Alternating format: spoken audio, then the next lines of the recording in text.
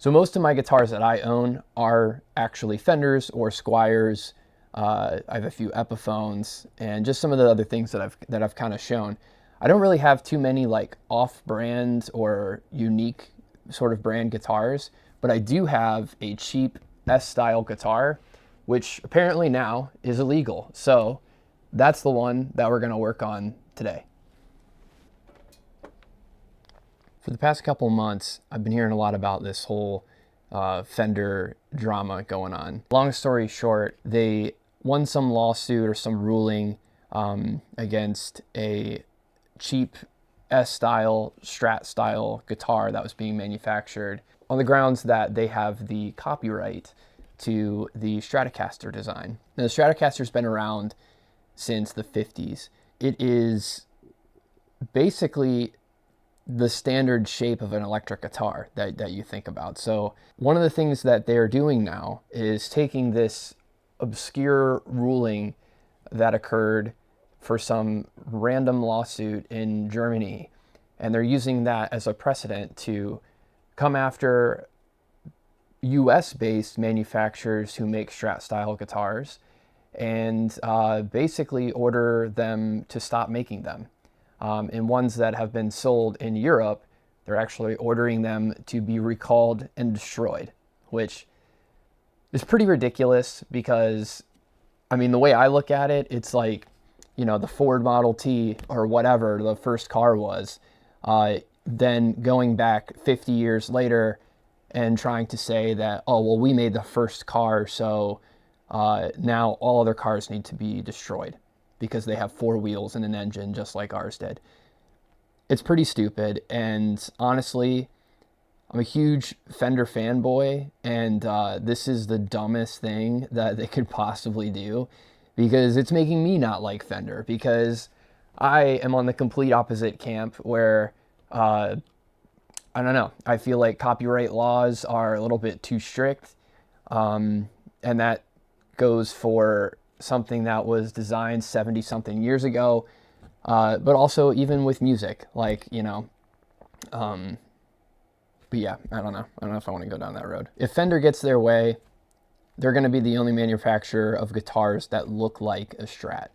So I don't know what that means for companies like PRS or other large guitar manufacturers that make basically Strats with a different name. Because it looks like they're just targeting smaller boutique manufacturers, which is pretty stupid. I mean, if you want to buy a Stratocaster, like, if you want a Fender Strat, you're going to buy a Fender Stratocaster. Like, I can't imagine wanting a Fender Stratocaster and then going to the store and seeing something else next to it and deciding, oh, actually, I want this one instead. Especially now that Fender's manufacturing Fender branded guitars in China, for example, for a couple $100s. I don't really have too many like off-brand or unique sort of brand guitars, but I do have a cheap S-style guitar, which apparently now is illegal. So that's the one that we're going to work on today.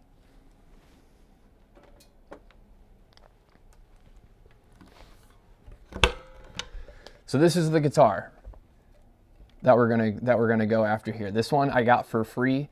This is a Samick. I'm not sure the exact model of this guitar, but it's basically a Stratocaster. It's got, you know, 3 pickups. It's got a 5-way switch. It works just like a Strat. It's designed just like a Strat. Bolt-on neck. Everything that makes a Strat is basically this. With what's going on, I figured, you know what? Since I'm teaching myself a lot of this stuff as I go, it's just really been in the last few months where I've done some of these things for the first time, like learning how to adjust a truss rod or filing a nut down to the proper height, adjusting string heights, or soldering components onto a pickguard or onto the guitar to make it work. So there's still a few things that I haven't actually done to a guitar yet that I know that I need to do, because some of the more important projects that I'm working on are going to require me to do these things, and I would rather test it out on a guitar first just to learn how to do it, so that way I'm a little bit more experienced when I go do the next one. So this guitar here is sort of going to be like our crash test dummy. This is going to be our guinea pig guitar, and one of the things that I have not done is polish a fretboard. So that's what we're going to do with this guitar today. Once we do that, I'm going to put the rest of the guitar together, and then get this thing working and get this thing out of the way, just so we have another working guitar around the shop. So let's go ahead and get started. So as I mentioned, this is the first time I'm doing this, so I'm no expert, but some of the tools that I'm going to be using, or ones that you would need to do this, are these sort of like little fret guides. So I don't know if these are going to work very well. These are just cheap ones that I got off of a guitar, basically like upkeep kit that I bought. A lot of them will have like little hooks on the end, so you can use like a rubber band or something to put them over the fret and hold them into place while you're doing the sanding. But these don't have that, so I should be able to just kind of hold them. But one other option, if you don't want to get these or they're not working very well, safer bet is just to use some tape. So tape off the frets, or tape off the fretboard and leave the frets exposed, and that'll protect you from sanding down your fretboard. It really depends on how bad of shape your frets are in, on where you want to start with the grit of your sandpaper, or in my case, sanding pads and sandpaper. If it's really bad, the lower grit you use is going to take off, more at a time. It's going to rough it up. You're going to go up by steps. So if you start with, let's just say 800 grit paper, then you're going to go up to 1,000, then 1,200, then 1,400, basically all the way up to 2,000, or a steel wool, something to kind of polish it and make them really smooth and shiny, which is what you want at the end. This one has got a little bit more wear. I don't know if you could see, but up here on the first few frets typically is where I feel like most of the wear kind of starts, when your frets start to get worn down. There's just little indents where the strings are, just from years of playing. So this one's got a pretty bad gouge too on the 5th fret on the fretboard, but we'll try to work around that.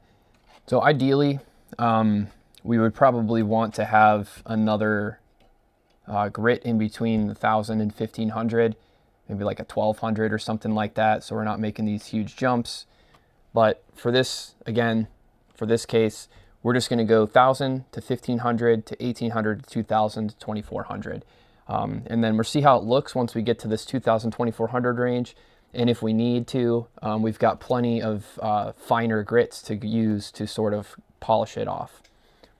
One other thing I want to point out too is these pads I got, these sanding pads, so they're sort of like a little spongy in between, so you can kind of, manipulate them with your hands and sort of get, around the curves of the fret, which is what you want. You don't want to just push down and sand it away.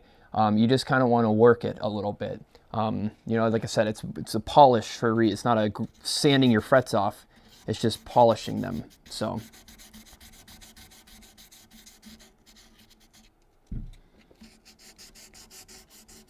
you want to go slow, controlled, even. There's no rush in doing this.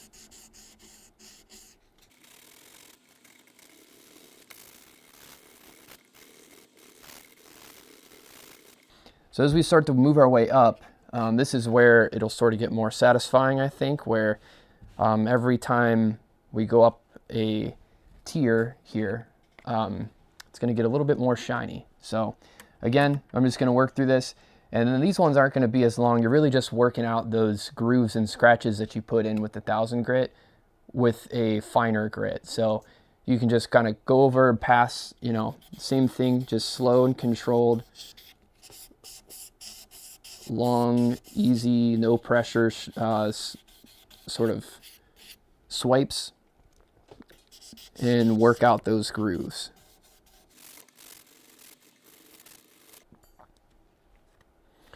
Okay, 1,500, now we're going up to 1,800.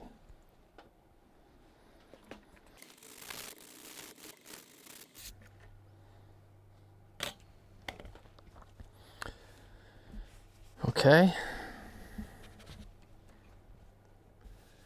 So now we're starting to get to the point where it's getting not quite shiny, but it's getting there. So next up is 2000 grit.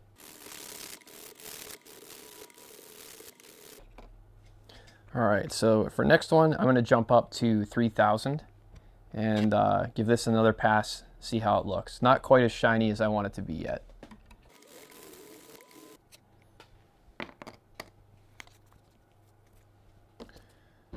All right, so for the next one, I'm jumping up to 4000 on this one. So we're getting close. And once I wipe this thing down with some polish, I think it's gonna look pretty nice, but I might do a pass of 4000 and then do another pass with one a little bit even finer grit, maybe like a 5 or 6000, just to get it as smooth as possible before I start putting this guitar together.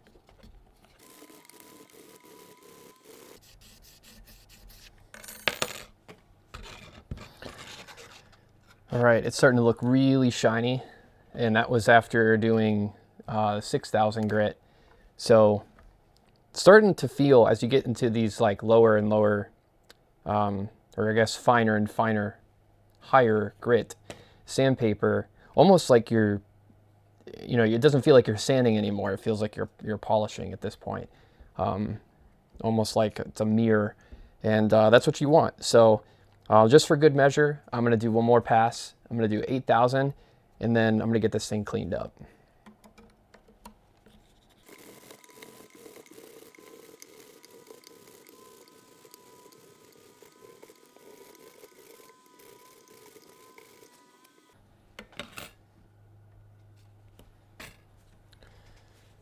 All right, it's looking good. It's looking real nice. I don't know if you could tell or not, but I mean, these frets are looking really shiny. So they're looking really good. I haven't even wiped it down yet.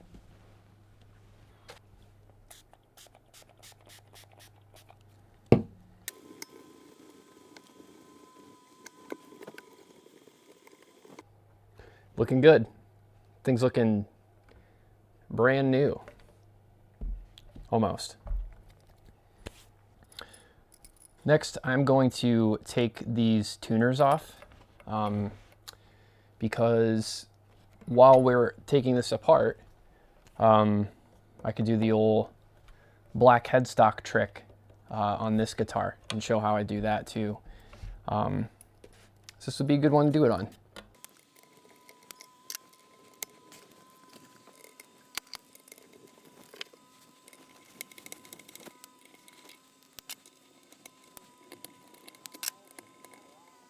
All right, so first I'm just gonna get this clean. You don't want any dirt or anything underneath where the vinyl wrap's gonna go. Not that anyone's gonna actually do this to their guitars, but just to show you how I do it to mine. But I don't know, maybe you think it's cool. Maybe you'll do it on one of yours. So this here is just basically matte black vinyl wrap, sticky on one side. I think it's what it's actually from or for is it's for like chrome delete on a car, but it works. So we're gonna do probably like right there. I should be using an X-Acto knife, but I'm not really sure where it is, so I'm going to try to use this razor blade, and hopefully that'll do the trick. What we're going to do is just get it placed in, cover the whole thing, and then cut around where I end up placing it. So I'm actually going to grab my chair here.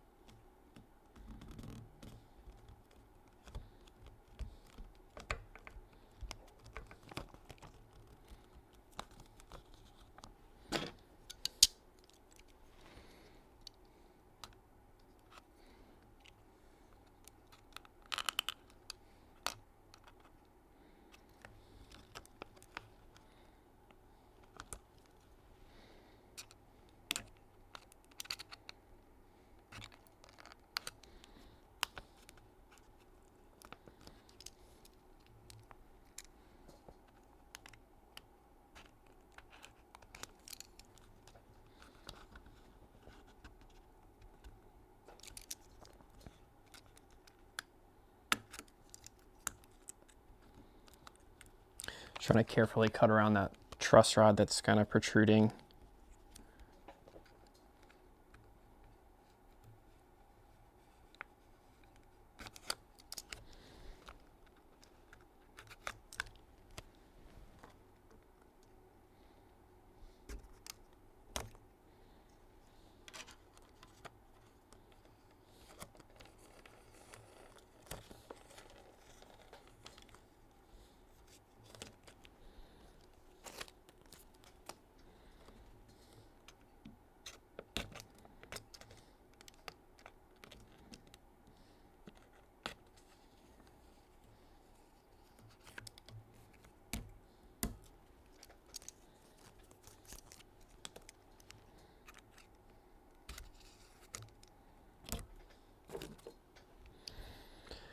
Okay, it's got kind of the rough excess cut off there.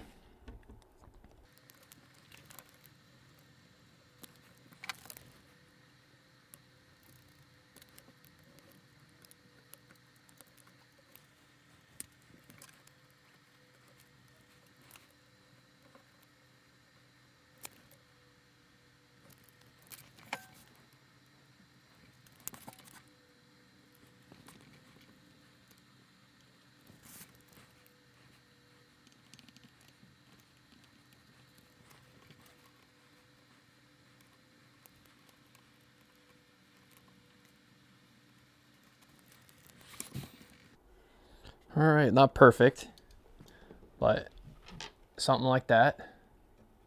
You just kind of use the blade up against the wood and just be really careful. Just kind of use the wood as your guide, and that should just cut right through that vinyl like butter.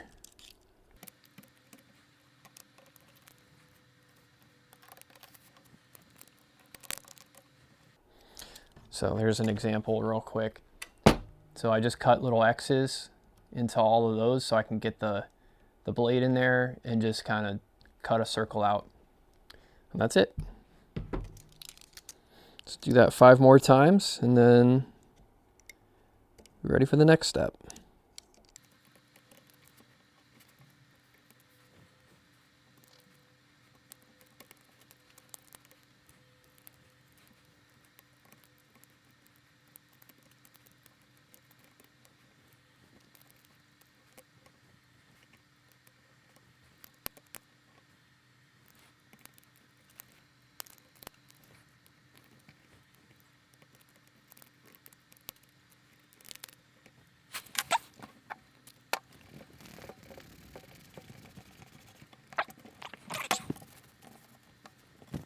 So that's what we got right now. Coming along. This little string guide here that goes sort of like where the logo of a guitar would go. So what I'm going to try to do, and you can see it a little bit, but to get the light right maybe, there's just like a little dot and you kind of see where that screw's going to go. So I want to have my logo here sort of fit around that so I don't have to go directly through it. So see how this works out.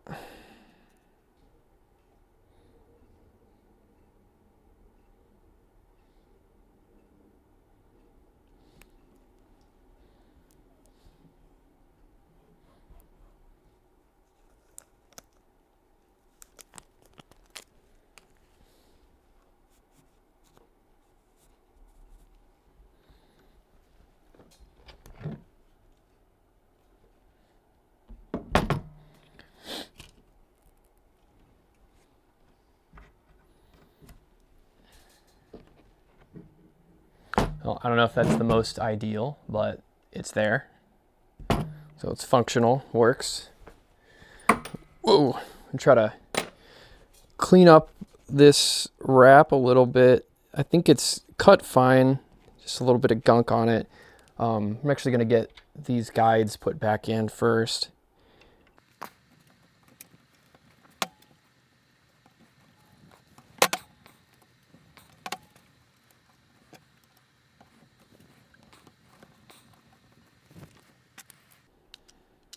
I'm going to do one more cut on this vinyl here, just around the nut, and try to make it, or around the truss rod, and try to make it a little bit cleaner.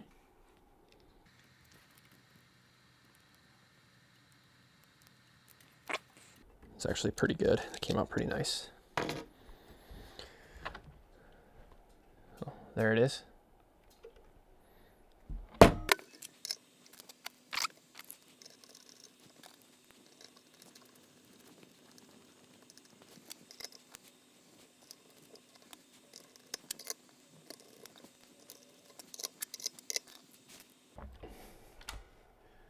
Check it out. Got quite the mess here, but got this box of spare parts. One thing we'll need is an input jack. I think this one should do the trick. So this pick guard's already kind of started. It's sort of wired together. I believe this ground wire is already soldered to the back. It is. So to connect this, this isn't really a full build. This is more of a just get this guitar put together and get it done type of situation. So I'm just gonna leave the gross ones the way they are and just put this thing together.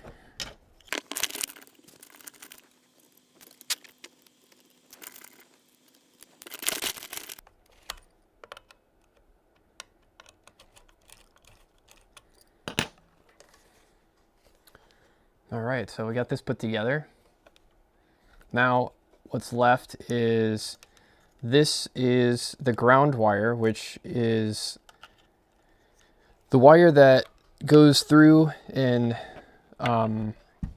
is soldered to the tremolo system, is your ground, which also goes from the back of the potentiometers here, or the pots. So they're chained together basically to create a single ground, and then you take this ground here, and I think this is probably, yeah, this is labeled tremolo. So this one, this black one, is going to go basically to this wire. So what I'm going to do is, when I take this upstairs to the desk where my soldering iron is, I'm going to cut these, solder them together, so then it should be grounded.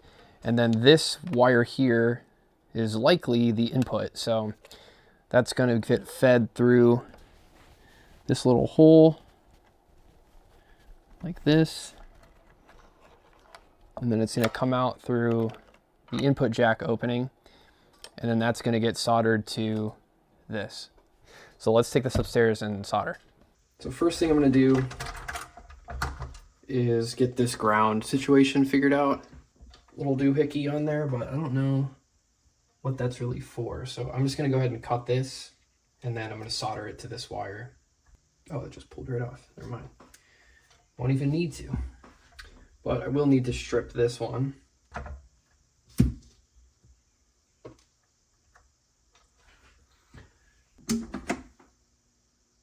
Okay. And then soldering turned on, get it heated up. So how I do this is I just kind of twist these together.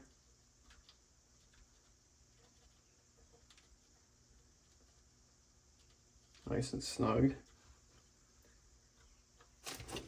I'll use some electrical tape here in a second. All right, so about 365 is about how hot my iron is. I think set that way from before, so it should be fine. Okay.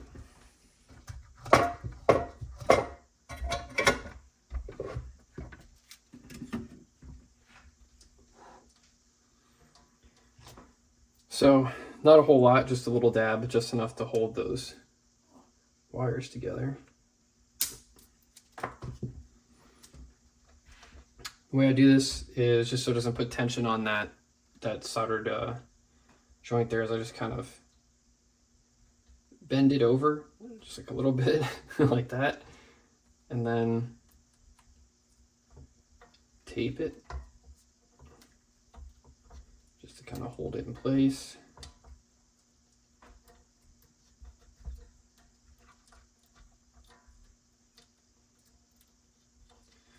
So that way it can go flat and it's not like a taped bulge. And now for the input jack.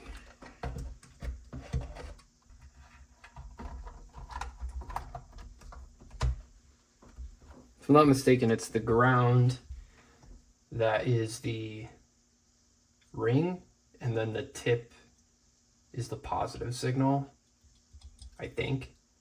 That's how I'm gonna do it.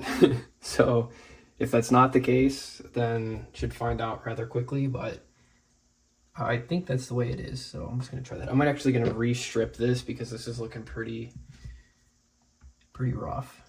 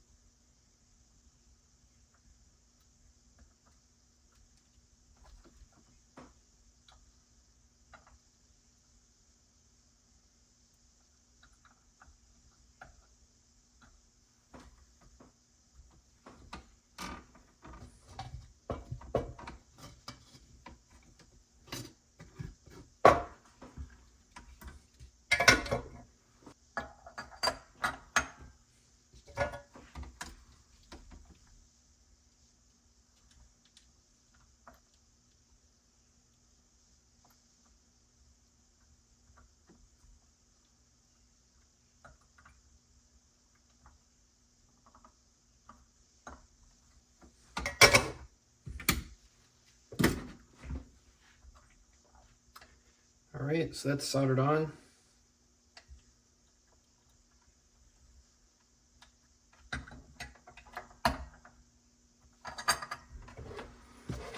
So I can turn this off. And I don't have really any other guitars that I would use these gold screws for. So just because this is a cheapie, I'm just gonna go ahead and use it on this one.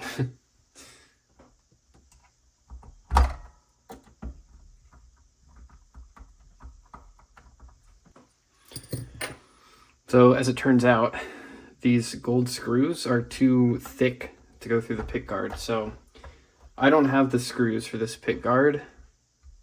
So I'm gonna do this.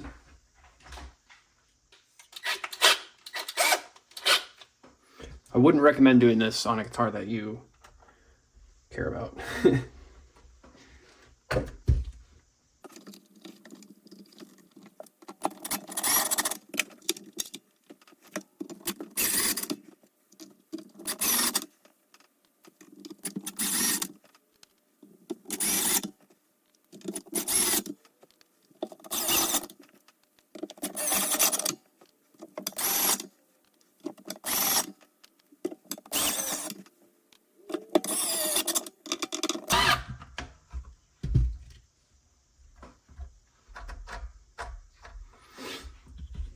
All right, check her out.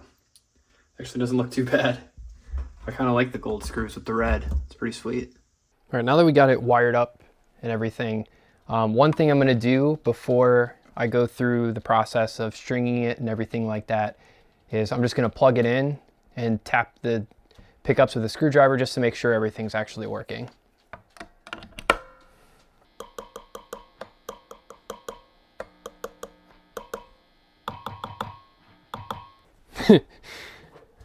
I'm gonna be honest with you, I don't know what's going on.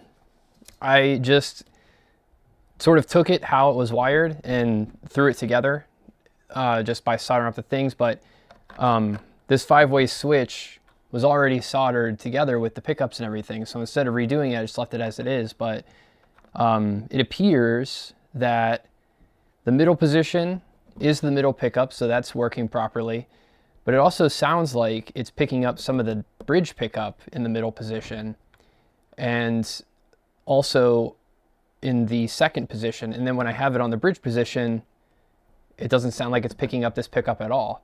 And then this neck pickup doesn't sound like it's getting any input from any of the selections. So I'm not really sure what's going on under here, but for now, I'm just gonna leave it as it is. And like I said, this is the crash test dummy guitar, so it doesn't really matter. I just want to get this thing put together and at least working in some capacity, just so it's one more project out of the way.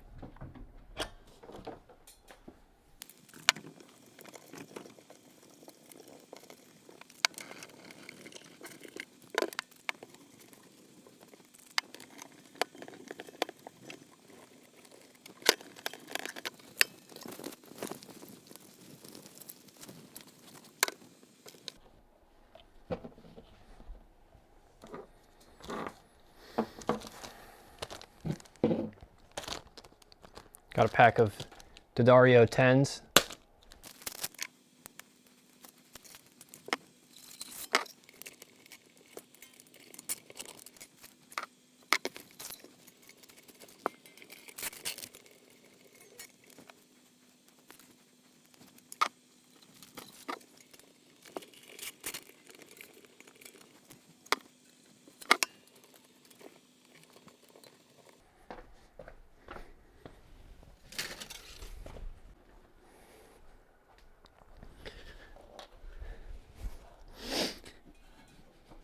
Moment of truth. Let's see how we did.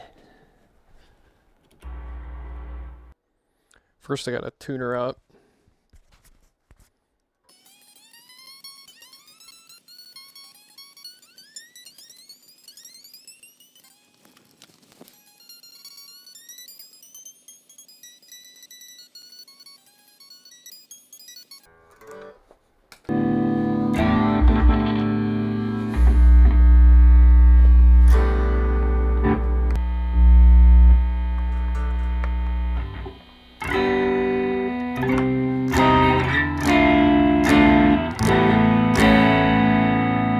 Hey, it's a little touchy, but it works at least.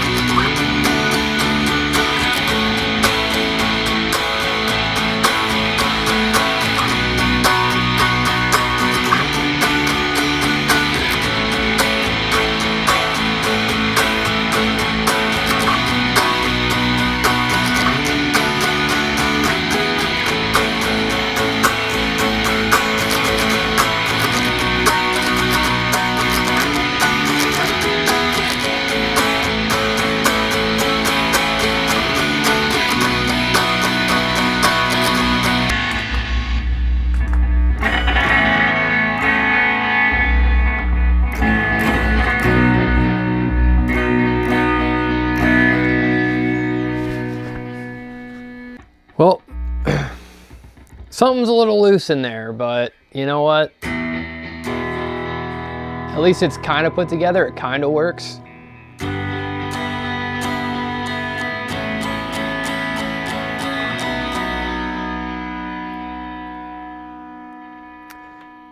But it's nowhere near done, to be honest. Some of the things that I'm gonna have to do to this going forward is, whoops. I didn't make any adjustments to the truss rod, which I really don't think it needs any. I didn't make any string height adjustments, which definitely does need some. So they're all over the place right now. But other than that, I'm probably gonna have to take it back apart and figure out what's going on in the wiring of this, but that'll be for another day. But at least this thing is put together. It's got strings on it and I can plug it in and play it if I wanted to. So one more done, sort of. But I do have one more thing for this guitar. Where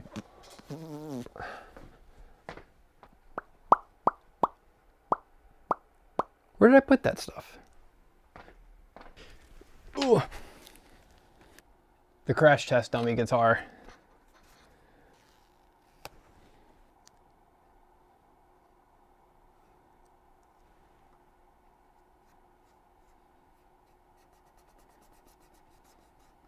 Yeah, so this guitar is definitely not done. Still a lot of work to do, but we got a new character has entered the chat. The crash test dummy. This is a made in Korea, based off the serial number, maybe a 2005 or 1995, I don't know. But it is a Samick S-style guitar, which is now illegal. So thanks, Fender.